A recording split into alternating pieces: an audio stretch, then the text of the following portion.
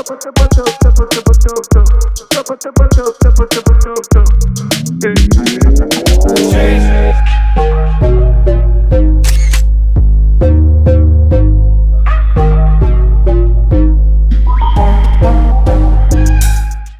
is up, everybody? Welcome back to another episode of Just Jay, the podcast. First of all, happy Juneteenth to all my melanated masterpieces. That's what I seen on Instagram today. It said happy Juneteenth to all the melanated masterpieces, and I love that. So yeah, happy Juneteenth. When y'all see this, it will be the 20th, actually, so it won't be Juneteenth anymore, but the message still resonates.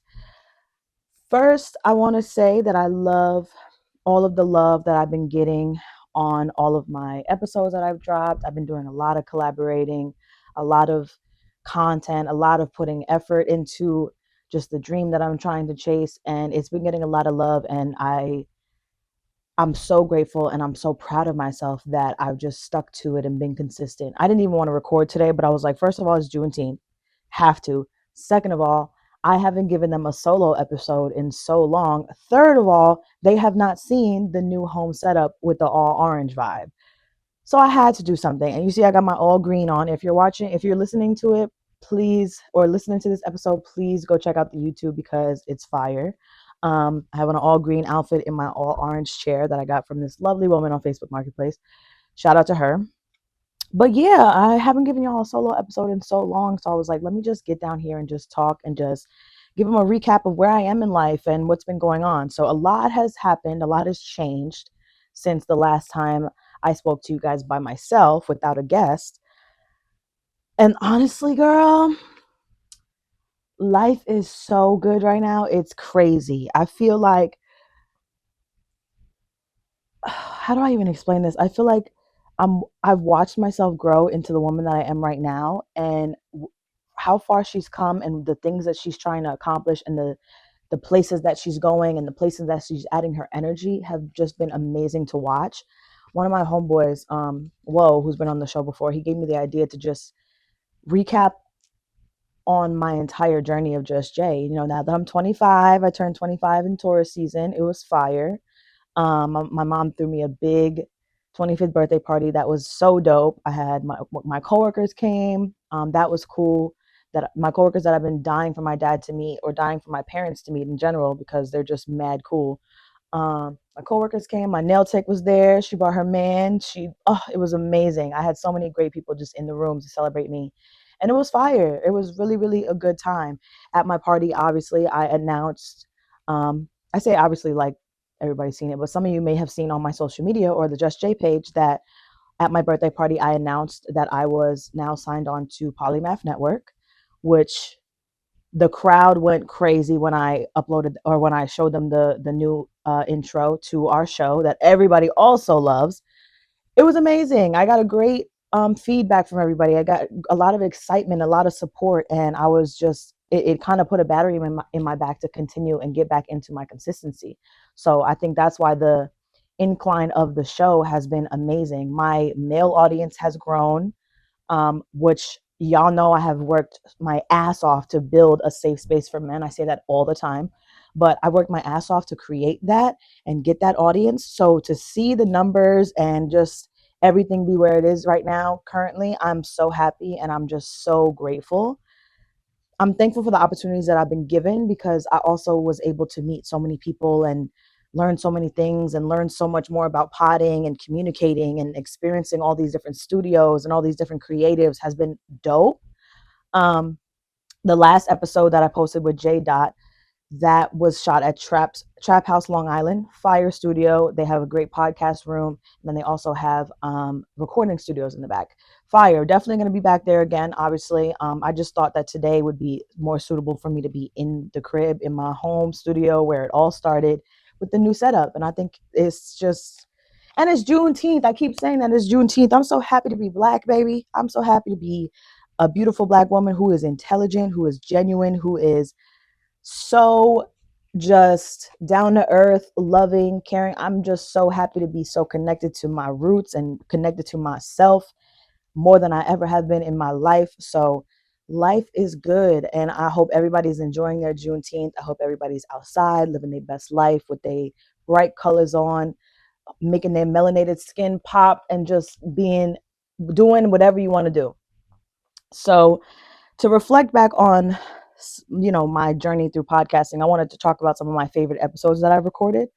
Um, all of the new episodes that I just released as of recently on Polymaf Network have to be like in my top 10. Like they are all so dope.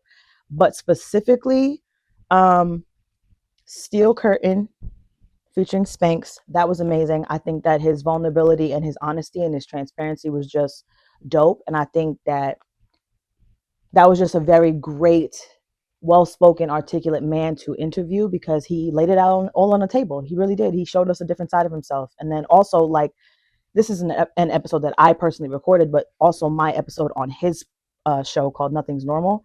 That was my favorite. If you haven't tapped into that, please go do so. It was fire. You're gonna love it. It's just great because I also feel like that episode is one of my favorites because I don't often get the chance to be in the passenger seat.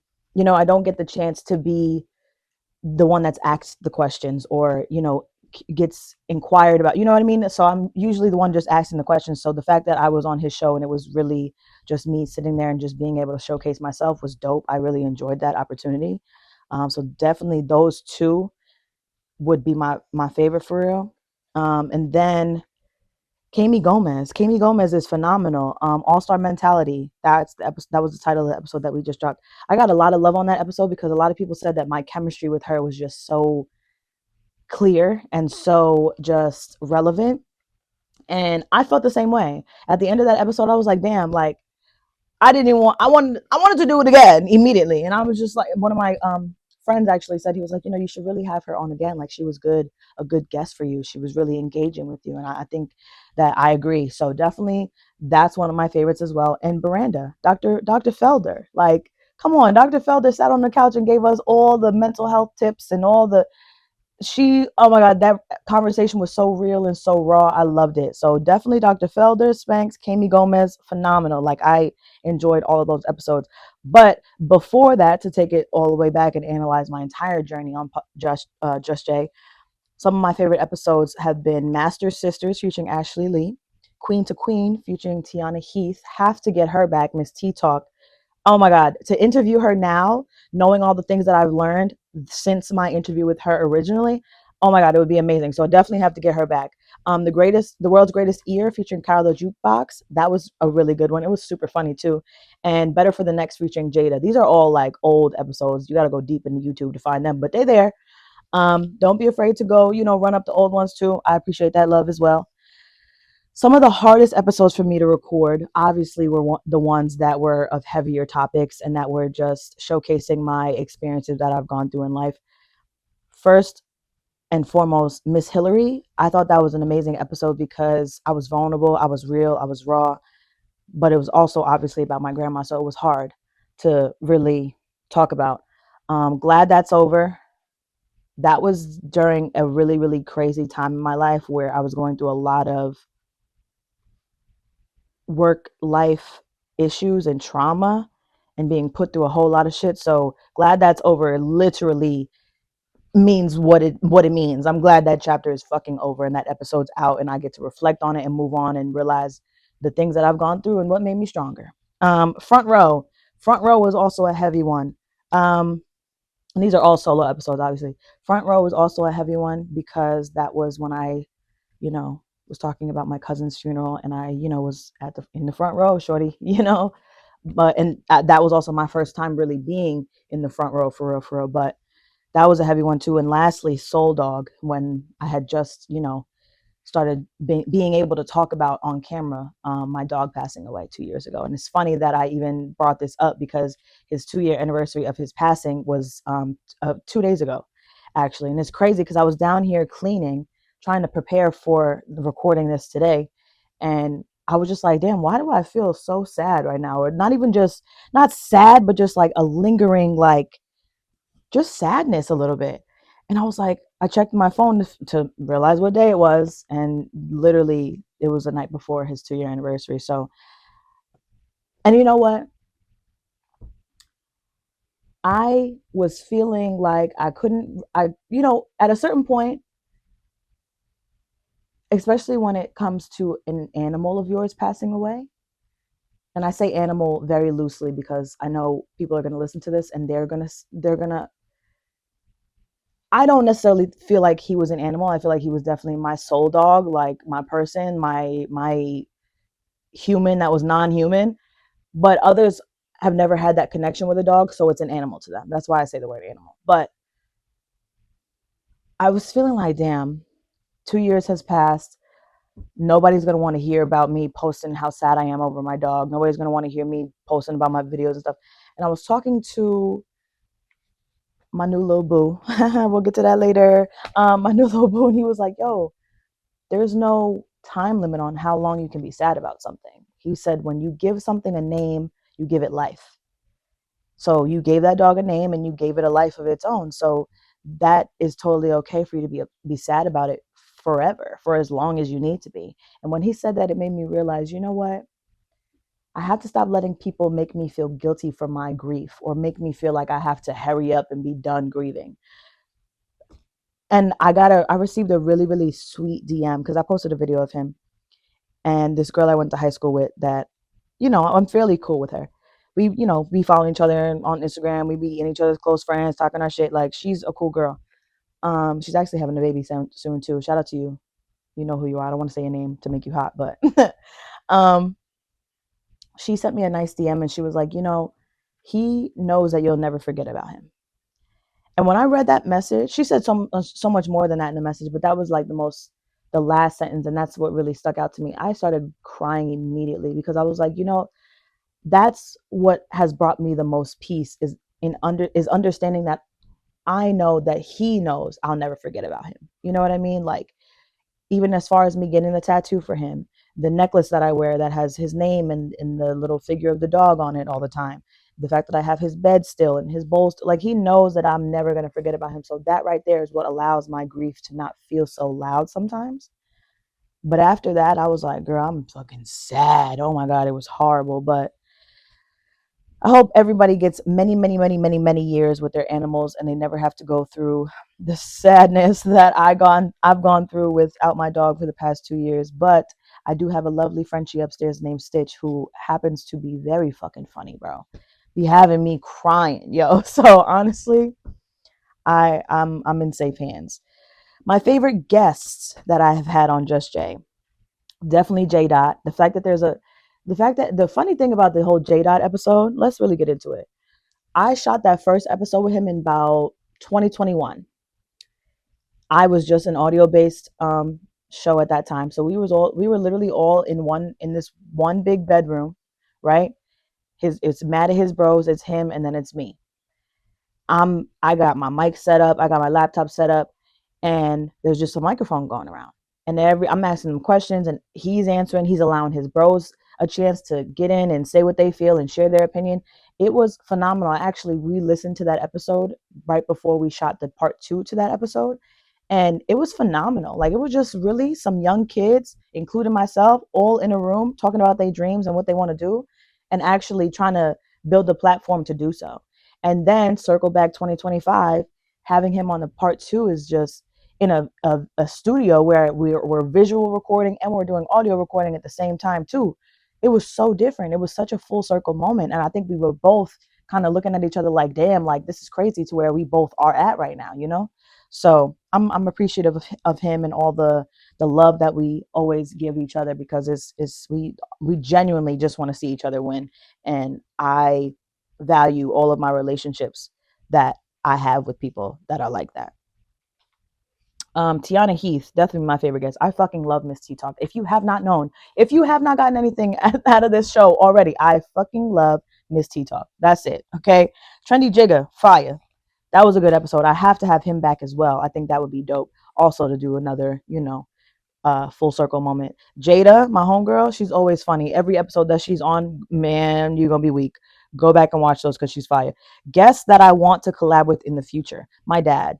That's my first person because the stories that I know he could tell and the game that I know he could spit on this show, just to not even just to really talk shit, but just to like educate and share his experience and his opinions. I think he is such a insightful genius fucking person that I think that shit would go crazy. Everybody would love that.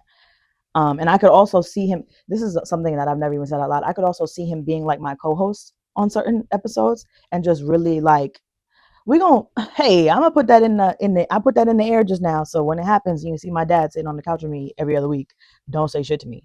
Um, I want to reshoot with Tonio the Great. I've recorded an episode with him in the past, probably like this is years ago at this point, on one of my Atlanta trips, but I never released it just because I'm just annoying and just fucking annoying. That's literally it. I never released it, but it was a good episode, but I never released it, and I want to reshoot that again. These notes that I'm reading right now have to be a little old because why is Kami Gomez's name on here? I already did that. You know, that's crazy how you write. I wrote down the guests that I wanted to collab, and already I completed one of them. That's crazy. Shout out to Kami Gomez. Love you, girl. Slimmy Garcia, that's my uncle. He's also an artist, an entrepreneur, from Long Island as well. That would be dope because again, he's like my dad. He's very insightful, very fucking smart. Um, KP and DP from the No Funny Shit show. If I could interview them and just sit in a fucking room with them and be literally laughing till I fucking pee myself, I would love that. That's my reaction when I watch their show. I laugh so fucking hard. It's crazy. So yeah, definitely them. Um, definitely them. The next thing I wanted to talk about was my plans for Just Jay coming up in the upcoming months or the next year. First of all, I want to know how y'all feel about the rebrand because the rebrand has been phenomenal. The new logo, the new intro, the new everything. Also, shout out to Angelo Scarfone who created my intro and the what the fuck am I trying to say? The intro and I guess the theme song on the intro.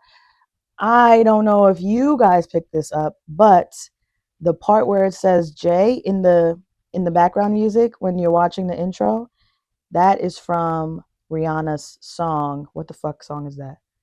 I don't know. Angelo, put it in here when you fucking edit this shit. Put it in here. Put it on the screen. I don't fucking know it. But it's from a Rihanna song. A Rihanna and Jay-Z song. I forget what fucking name. What's fucking name? What song is that? Hold on. It's about to piss me off. Hold on.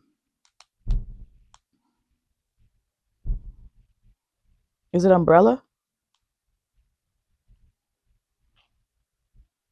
Hold on.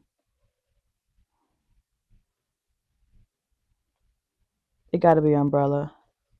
It gotta be. I think so. I don't know. Listen to it back, figure it out. But I think that's it. But it's definitely a Jay Z and Rihanna song. So when he sent me that, I said, "What? That's crazy. That is so fire." So yeah, if you ever have right before you listen to the episode, make sure you pay attention for the intro so you can hear it and realize that it's Rihanna. Amazing. Then, I don't know why I said then. My plans for Just Jay are literally what they've been or what has been happening behind the scenes as of lately. Like building a team so that I'm not wearing all the hats. And I'm going to be totally fucking honest with you. Not having to wear all the hats and do all the things and play the producer, the fucking editor, and fucking not having to do every fucking thing has been so amazing and so just relaxing. It feels like a passion project now and less like a job like it did before. And when you have to do all these different things, it can kind of stunt your productivity. And I think that is totally what was happening with me all those times where I was just like, I can't get consistent. I can't get my motivation back. So now that I don't really have to wear as many hats, I feel motivated. I feel like, okay, this is getting somewhere. I'm building a team. I have people that support me now. I have people that back this vision, so it's cool. It's dope. It really is. And where I was when I started, when I literally had just a folding table right fucking here and one microphone, okay, with nothing, no visuals, just audio. Where I started from to where I am now, going to all these different events, doing all these different things, meeting all these different people, working in different studios, like where I am now with it, I never thought that it would get here. It's just more than I ever could imagine. I had like 70 subscribers on YouTube for like the longest time. And now, hold on, I'm about to give y'all a live check of how many subscribers. And this is the thing, like I told y'all before, I've said this so many times on the show, I've stopped worrying about the numbers because I know the numbers were always going to come. So seeing the numbers slowly but surely coming now, it's kind of like, whoa, like this is exactly why I gave up, focusing on this, because it just happens. It happens when people see your craft and start to pick up on it and your audience starts to grow. So right now I am at 86 subscribers. This card was written probably 2 weeks ago. 86 subscribers in 2 weeks is crazy. My J Dot episode is at 86 views now. That would have taken me months to do before my rebrand. Okay. My view numbers are just fire now. Like I'm really getting I'm happy. I'm really happy with where we are with Just Jay right now, and I'm so excited for where I know it's gonna go. 444. That's what time it is right now. That's the universe telling me I'm on the right path. I'm supposed to be on this couch right now talking my shit to y'all and having a good time. Okay. I cannot believe I'm 25. Like, can we talk about it? Like, 25 has been so good. So good. When I say so good, I mean so good. Like, I am having the time of my life. My podcast life, my podcast world is amazing. My career, my job that I work day to day, my 9 to 5 is amazing. Um, it's honestly, my career is amazing because I make it amazing. I work with middle schoolers. So, just the sense of family that I've created with these little boys and girls and their families, because that's essentially also a part of my job. I have to be there for the kids and the families as well. So the sense of family that I've created in these kids and the safe space that they've created in me has been phenomenal. I had one of my boys the other day. He was like, he was kind of hyper. He was he was doing his big one. He was kind of hyper, and I was like, whoa, okay, I've never seen this before. What's going on? He was like, no, honestly, Miss Hill, I'm not gonna lie. I'm so comfortable with you right now. Like that's what's happening right now. Then the same boy wrote me a thank you letter like a couple days before, talking about some thank you for helping me stay out of trouble. I'm so appreciative of your help. Like, I'm doing real life miracles out here, okay? Working with some of the heaviest hitters. That's what the schools and their families be calling them, because sometimes their behaviors is a little bit much. I'm not gonna lie, because when I was in middle school, I was just not. It's just the things that they're worried about now, and also I blame technology, because technology is so fucking advanced now. We didn't have Instagram, TikTok, and all of the other things when I was younger. Like, we was outside, we were playing, we were having a good time. We weren't worried about the extra like grown up shit. Like, that just wasn't on our radar. So now watching these young kids in this generation have all of these things on their radar that I just never thought about, it's kind of mind blowing to me. But it's also just allowing me to understand that times change and we got to adapt the times. So in order for me to connect with them, I got to connect with them on levels that they are on, and teach them about things that are actually going on in the world, because it's dangerous out here. So I think that the love that I have for the children that I see every day in both of my schools, in both of my districts, has just been really soul gratifying for me. Like, that's and I seen this video, and it was like this guy saying that for the people that say that they're overly emotional or they're just super sensitive, when you learn to work with those over emotions and that sensitivity, and you start to alchemize them, which means actually just like capitalize off of them, it turns into joy. And I think I'm at that point in my life where I have so much joy. Nothing nothing is able to knock me off my pivot like it used to. Like, nothing. And if it does rattle me a little bit, I'm able to go through my coping mechanisms, go through my process, figure it out, mentally go through all of the things and the checks and balances to get me back right, and I'm okay. Like, 25 has genuinely been an amazing year for me, and I'm also realizing that there's been a shift in my mindset to where it's like I understand that I deserve good things. I deserve all good things, and I don't have to go through fucking hell and back to get them. I don't. And that goes for in my career, my podcast life, my love life, especially because I feel like as women, we always think like, oh, this is just the ups and downs of the relationship. No, baby. It does not. A man does not have to put you through hell and high water to prove that he loves you. No, a real man that actually loves you is just going to come in and love you. There's not going to be no ups and downs and no negative shit. So I had to realize and really understand that I deserve all good things. Like, I deserve the podcast success that I'm getting right now. I deserve the happiness and soul gratification that I'm getting from my career right now. I deserve, to date somebody and fall in love and have the healthy, positive love. I deserve all of that. I deserve to unlearn all of the negative things that I have felt like I was supposed to be going through, or all of the things that I feel like I'm supposed to be, you know what I mean? Just like unlearning all of the negative shit that I've had to sit with for a while. So 25 has definitely been great. I think that I was super stressed about who I was going to be at 25 when I was, about to turn this age.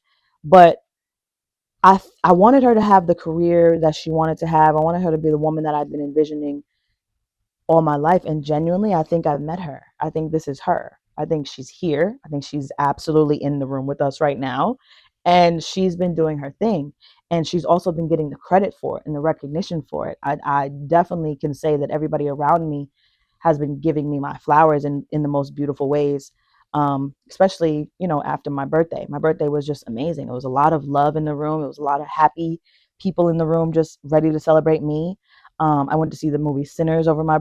I took like 2 days off from my birthday, right? Yeah, I took 2 days off work, and then I think my that was like going into my birthday weekend. So I was off from work for a while for my birthday, and honestly, as you should, if you're one of those people that works on their birthday, stop doing that shit. Stop it. Your birthday is literally the one day in the fucking year that is about you. I saw this post today too. Speaking of birthdays, um, I saw this post today that said, as Black people, we have to be appreciative of our birthday. So you can take a weekend, you can take a month, you can take a couple days, however long you feel you need to celebrate you. You know why? Because our ancestors who were slaves and had no record of the date that they were born didn't get to do that. So now that we have all of the recognition and understand when our birthdays are, we need to be celebrating our birthdays because that is the day we were born, number one. Two, that should be the most important day for your entire life. Okay? And as a Taurus woman, okay, my birthday is a national fucking holiday. We are doing everything, okay? And I'm taking several days off, not just one, not just two, maybe three, four, five. Because at this point, who deserves it more than me? Me, hello? Like, what? So, yeah, that's how I feel about that. Um, Definitely. Oh, I was saying I saw the movie Sinners. Yeah. First of all, let's talk about Sinners. Can we talk about how I saw it 4 times? I saw it 4 times, babe. Let me tell you why I saw it 4 times. First of all, I thought Sinners was amazing. Michael B. Jordan, if you ever see this, boo, come sit on the couch because I have so many questions. My first question to you is, when I went into it the first time, blind, I had no idea that that man was about to play two fucking people, twins that are totally opposite sides of the goddamn spectrum. Crazy. My jaw dropped so fucking fast and was just I was flabbergasted when I seen that he was playing twins. Then I watched the entire movie, and those roles were so different that it was almost like, how the hell could one man play both of those and nail it like that? How did you do that? Number one, my first question for Michael B. Jordan would be, when they told you that you were going to play twins, what was your reaction?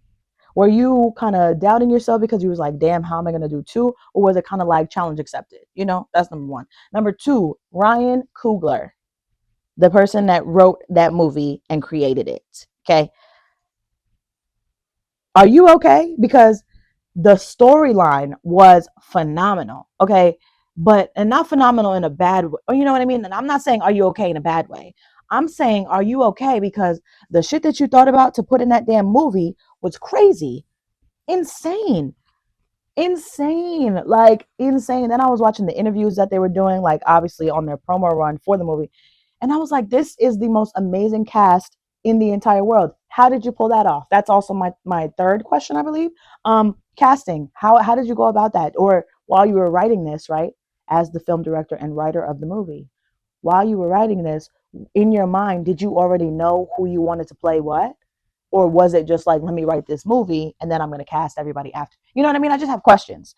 But Sinners was great. I saw it four times, and I am grateful that I saw it four times because every time that I watched it, I saw something different, or I picked up on something different. That movie was phenomenal from top to bottom.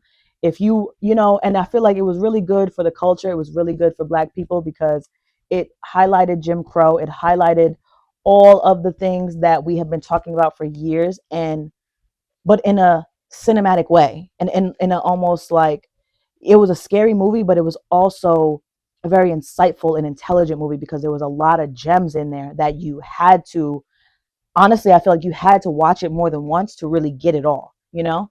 But definitely a great movie. I'm so happy that I went to see that. It was phenomenal. So now I want to talk about my little boo that I was talking to y'all about before. I have to watch my mouth though because that man is definitely watching. And you know what? I'm appreciative that he watches because usually usually guys be like, "Oh, your podcast is so dope," blah blah blah, but they don't ever really watch it. But and honestly, it's at a point now where I think my podcast is so dope that I don't really care who watches it because the ones that get it, and the ones that don't.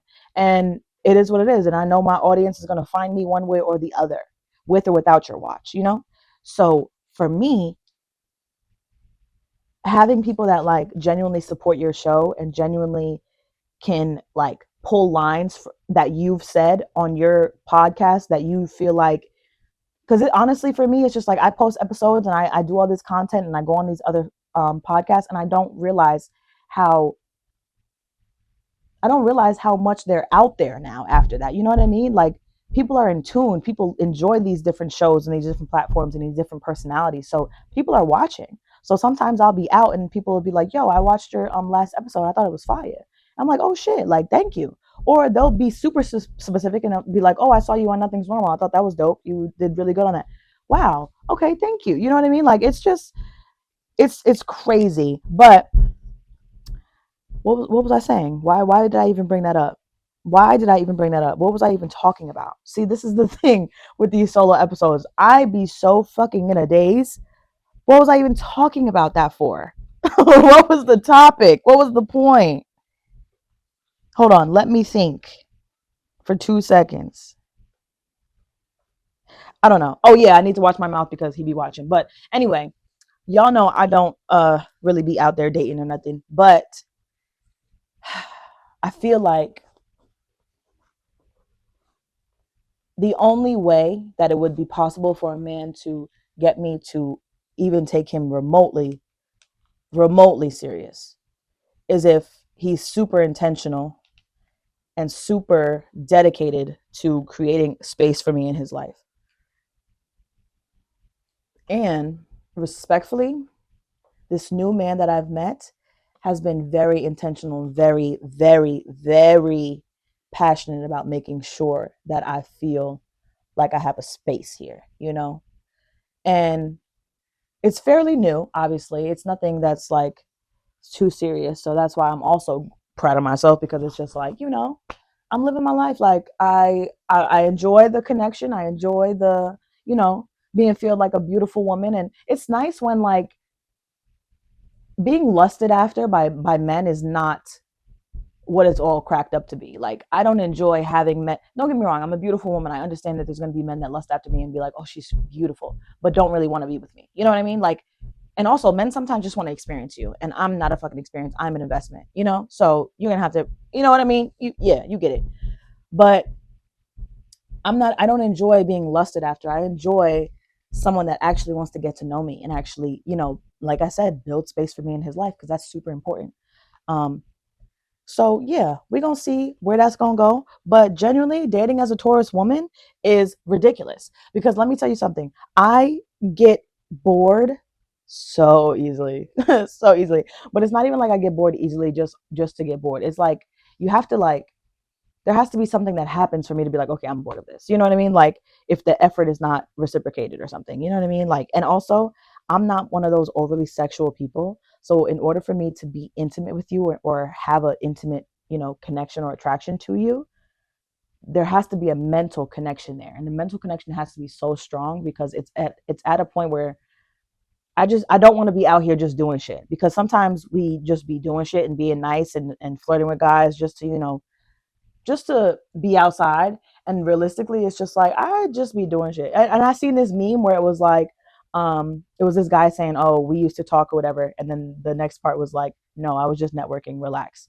Genuinely, I was just networking. Relax. We never talked, bro. It never happened. That's the kind of time I'm on. Like, I don't even want to be associated with you. Like, no, because I just be doing shit sometimes, and I'm trying to get out of that mindset because I do want to be loved. I am a Taurus woman, but I do want to be loved. There's not anything wrong with a bull wanting to be fucking taken care of. But, if I'm just out here doing shit, it's not going to happen. And I was just, for a while, I was kind of like trying to date older, but respectfully, because this is going to ruffle some feathers. Dating older men allows you to realize why they're single. Because what the fuck is going on here? You are 34. Why are you acting like this? You know what I mean? So it's just the dating older has not been beneficial for me. So I am just going to, or maybe not even just dating older, but just dating men in their 30s. Yes, because I'm only 25. So older could mean, anything above that, obviously. But men in their 30s, you start to see why they're single. And I'm sorry, but I'm cool. I'm okay. I'm okay. I'm good. But it's all good. It's always good to try different things and see what you like and what you don't like. And I do not like that. I think my Taurus woman demeanor also is intimidating for some men. And we kind of touched on this on the Nothing Normal podcast, where it was just like, because I'm so sure of myself and I'm so like, you know, headstrong about who I am and what I want, it can be intimidating for some guys. Because, guys meet girls and they're just like, oh, she's good. She's eye candy. I could just have her on my arm without really being like a wholesome man in her life. You know what I mean? So, yeah, nah, we ain't going to do that. But I know that I intimidate some guys. But at the same time, it's like, if I'm intimidating you as a man, you're not the man I want in my face anyway. Because a man that's actually like that guy, Hemi Neutron, is gonna see me and be like, oh nah, I like her energy. I like that she's like that. You know what I mean? Like it's only gonna empower the right man. So respectfully, boo, tomato, tomato, tomato. I'm also trying to really learn how to put down my alpha female wall and lead with my soft girl J vibe. I was talking to this guy a couple months ago. Again, me just doing shit. Talking to this guy a couple months ago, nothing serious, just literally living my best life, having fun. And he told me one day, he was like, I would rather talk to Soft J and not Gangster J, because I feel like Gangster J doesn't really like me as much. And when he said that to me, I said, first of all, the fact that Gangsta Jay is even present around you shows that this is not, you know what I mean? This is not what we thought it was. But I thought that was so funny because it's like, yeah, Gangster Jay, she don't like no man. Like, she don't like nobody. But Soft J is totally amazing. She's feminine. She's just passionate. She's everything. And like, you really have to be Hemi Neutron to see Soft J, because she doesn't make appearances just for anybody, sir. But, I'm just, I think also what's allowing me to take my wall down when it comes to dating and putting myself out there, I always say that like I gatekeep myself just because I know that I'm so dope. So it's just hard for me to put myself out there, because 9 times out of 10, these men out here are trash. The dating pool is dirt. Okay. If you have somebody that is really genuinely about you, keep them forever, because baby, there's nothing out here. But I've been doing all these cool things in my life and just creating this dope woman, and there's no one to share it with. So sometimes it does get hard, because you kind of have to snap out of just like, oh, I would love to have love and do all these things. But I also have paired that with those feelings and all of the love that I wish that I could give to somebody else. I've been giving it to myself, and it's been phenomenal. I've been having the best time. Like, and also men pick up on that. So I'm trying to exude what I want to attract. So I want somebody that's wholesome. I want somebody that's passionate. I want somebody that's genuine, that loves themselves, that's caring, that's driven. So I'm embodying all of those characteristics, and I want the person that I attract to have those as well.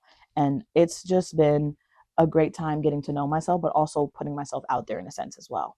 So I deserve all good things. And if I find a man out of this, I find a man out of this. And you know who deserves a man? Me. A man, me. I deserve it. I deserve it. I absolutely deserve it. And the thing about me though, I'm gonna always upgrade.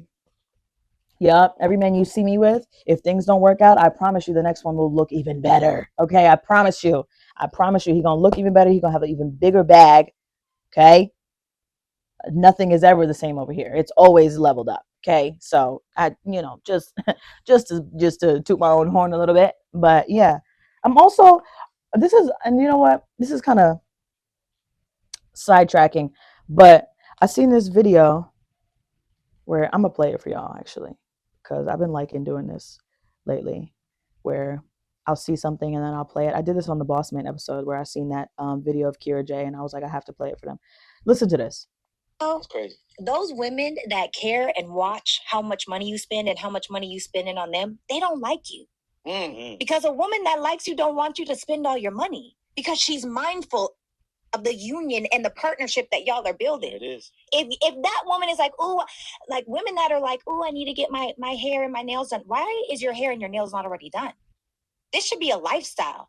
Like if you literally, it's one thing to be like, oh yeah, because I have an appointment from here. I'm going to get my hair done. Mm-hmm. It's one thing to be like, oh yeah, I have my hair appointment. I have zero expectation for a man to be like, oh, here you go. You gotta no. Now, if it happens, I love that for me. But it's not an expectation because it doesn't need to be. So I personally feel like us ladies, we gotta get it together because it's that standard that's making men think that the transaction is okay.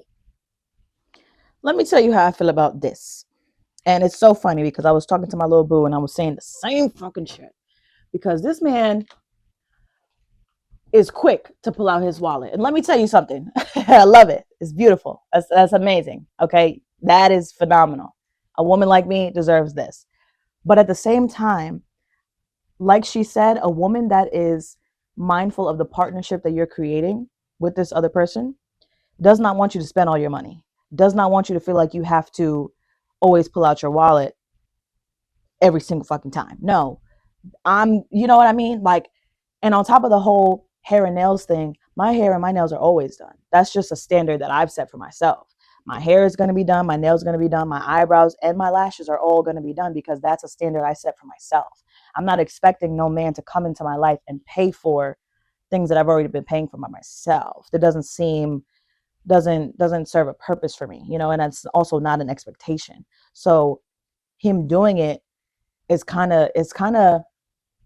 it's forcing me to understand that, like, okay, yes, you're an independent woman and there's nothing wrong with that. But at the same time, if someone's coming in and offering something for you and offering to help you, let them help you. Accept the help. Somebody told me that the other day. They were like, yo, you got to get better at accepting help. And it's not even like you need the help. It's not like you're asking for it. But at the same time, if somebody's offering it and it'll take take a little bit off your plate, why not have them do it? Why not be like, okay, you know what? Sure, I will accept the help. So that's some things that I'm trying to just learn and understand because, as a single woman, it's hard for me to really learn the things that I still need to work on. But putting myself out there and dating has been an eye opener to where it's like, oh, okay, it's giving me little glimpses of what I still need to work on and how I need to, not rewire my brain, but also allow my mind to expand to other different things, and other ways of living. So I've been watching some really, really fire podcasts lately. Poor Minds has been phenomenal. They've been killing shit. Their collab with the OMG girls and Drew Sidora was phenomenal. Julian Horton was also really, really good. He's on Beauty in Black. That's a fire show. He did his big one on that. And hearing him talk about it was really, really good. But yeah, I've been watching Poor Minds, In Real Life by Angie Martinez. Y'all know that's one of my faves too. Kiki Palmer, her collab with Cash Doll was really, really good. Um, hmm. Don't Call Me White Girl. All of her shit is good. I love how she dropped an episode on April 29th, I think. And she was just talking about how her take on whiteness. And I enjoy watching her podcast because she is so fucking smart. She knows everything that's going on in the political world right now. And the way she educates people and shares information and spreads awareness is so phenomenal, but it's also very fucking funny. So love her. No Funny Shit podcast. That shit has me weak. Oh my God. It's called No Funny Shit, but I promise you it's the funniest shit you ever watch in your life. Oh my God. It's so New York. Like so New York, bro. I love it. Shout out to y'all. Um, The last thing that I really wanted to talk about was like, I've been seeing this meme all over Instagram where it's like, I'm not really in the mood to deal with anybody else's emergencies. I've spent enough time doing that. Let me tell you something. I am in such a mode where I don't, respectfully, I don't care about nothing that doesn't directly affect me right now. I really don't, because I'm tired of dealing with everybody's emergencies, because your emergency is not necessarily an emergency to me. It's actually not even a priority of mine, for real. And I also feel like whenever people hit me with like urgent things that they feel are urgent to them, I'm always responsive and I'm always, available. And I need to stop doing that. And respectfully, I have gotten so good at just not being available and not answering that fucking phone and just being like, girl, I'll get to this when I get to it. I have a shit ton of things to do. Like I'm running a business, I'm working a 9 to 5, I'm, doing a lot of fucking shit. So I have a lot going on. So I don't have the time to deal with anybody else's shit or anybody else's life. And I feel like this is okay. How do I say this without really putting my business out there? I have a few of my friends right now that are like just taking leaps of faith in their life, right? But at the same time, I'm always going to be that friend that's like, I'm so supportive of you. I understand what you're trying to do. Like, it makes sense. Cool. Whatever you want to do, whatever you feel like is going to put a smile on your face, let's do it. But at a certain point, if I don't feel like it's a feasible option for you, or it's like it makes sense for your life, or the things that I've, because you got to understand, I've had certain conversations with certain people to where it's like they want to do all these things, they want to go all these places, they want to have all this fun, and the decisions that you're making and the situations that you're putting yourself in are not really setting you up for that. So I don't want to be the supportive friend and then be the judgmental friend to where it's just like, damn, you don't support what the fuck I got going on. I always support you. But I'm at a point where it's just like, you know what, do your thing over there. That don't got shit to do with me. I need to really focus on what's going on directly in front of me.